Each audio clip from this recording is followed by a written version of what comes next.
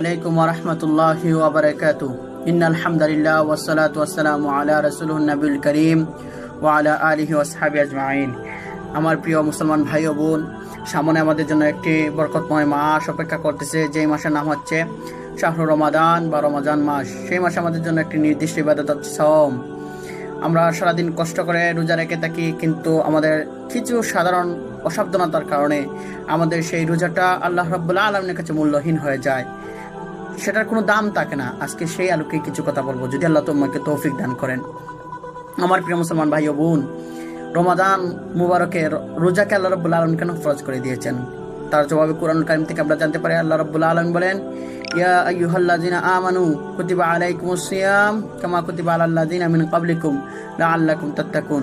ওহে তোমরা যারা ঈমান এনেছো, তোমাদের জন্য রমজানের রোজাকে ফরজ করে দেওয়া হয়েছে, যেভাবে তোমাদের পূর্ববর্তীদের উপর রমজানের রোজাকে ফরজ করা হয়েছে, লাআল্লাকুম তাত্তাকুন, যাতে তোমরা তাকওয়া অর্জন করতে পারো, ক্ষুধাবিরত অর্জন করতে পারো। তাকওয়া বলতে ক্ষুধাবিরতা বোঝায়। ক্ষুধাবিরতা মানে হলো আপনি আল্লাহর ভয় অর্জন করতে পারেন, যে ভয়ের কারণে আপনি অশ্লীল খারাপ কাজ থেকে, শয়তানের ধোঁকা থেকে বিরত থাকবেন এবং আল্লাহর কাজ করবেন।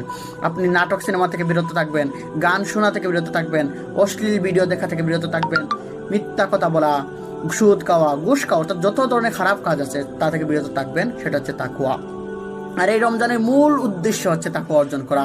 যদি এই তাকওয়া অর্জন না হয়, তাহলে সেই রমজান কোনো কাজে আসে না, সেই রমজান মূল্যহীন হয়ে যায়। রাসূল আকরাম সাল্লাল্লাহু আলাইহি ওয়াসাল্লাম সহিহুল বুখারীর মধ্যে বলেছেন, আসিয়ামু জুন্নাতুন ফাইদা কানা ইয়াউমু সাওমি আহাদিকুম ফালা ইয়ারফুস ওয়ালা ইয়াসখাব ফাইজা সাব্বাহু আহাদুন আও কাতালাহু ফালিয়াকুল ইন্নী সাইমুন।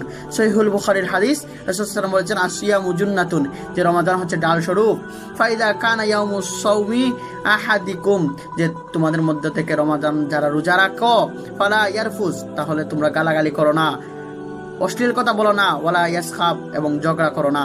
ফাইজা সাব্বাহু আহাদুন, যদি কেউ তোমাকে গালি দেয়, আও কাতালাহু, অথবা তোমার সাথে ঝগড়া করে, ফালিয়াকুল ইন্নী সাইমুন, তাহলে তুমি তাকে বলে দাও যে তুমি রোজাদার, অর্থাৎ তুমি ঝগড়া করো না, খারাপ কাজ করো না।